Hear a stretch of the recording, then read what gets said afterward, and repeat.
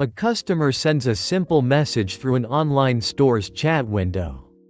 Late in the evening, the question itself is ordinary: is this item still available? After sending it, the customer places the phone face down on the table. A few minutes later, the phone is turned over again. The screen lights up, but there is no reply.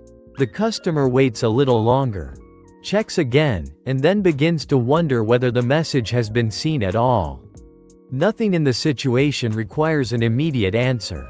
The store may be closed, the seller may be asleep, or the message may simply be sitting unnoticed in an inbox. Yet the absence of a reply begins to feel noticeable very quickly. Within a short span of time, silence itself becomes part of the interaction. In many digital spaces, people have gradually learned to expect responses that arrive within minutes rather than hours.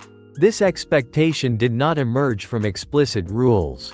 Instead, it formed through repeated patterns of communication.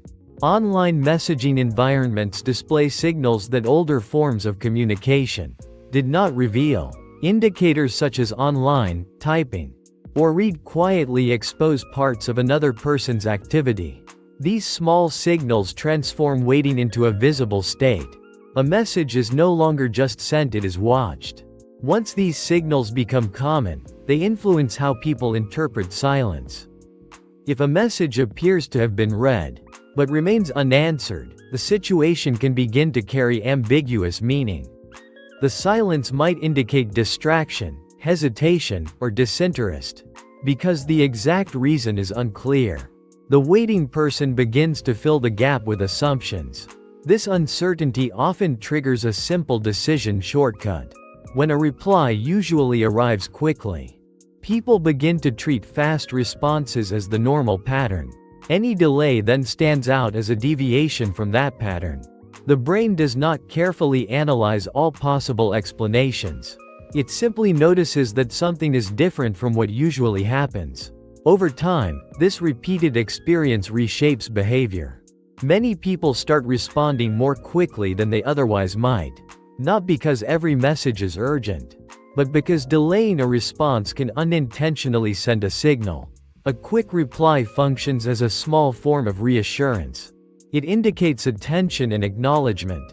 Even a short response like "I'll check later" often resolves the uncertainty created by silence. The message itself is brief, but it restores the expected rhythm of interaction. This pattern becomes especially visible in group chats. When one person sends a message into a group conversation, others may see it immediately. If several participants are shown as active, a delay in response can become more noticeable.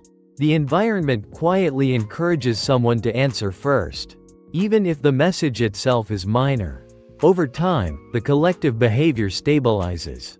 Faster responses become common not because people consciously agreed on a rule, but because each participant adjusts slightly to the expectations created by everyone else. Interestingly, this adjustment is rarely discussed directly.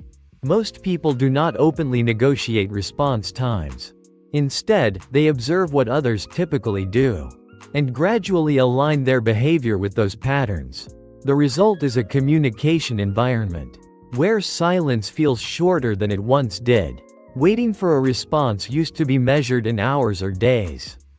In many online spaces today, the sense of waiting begins to appear after only a few minutes.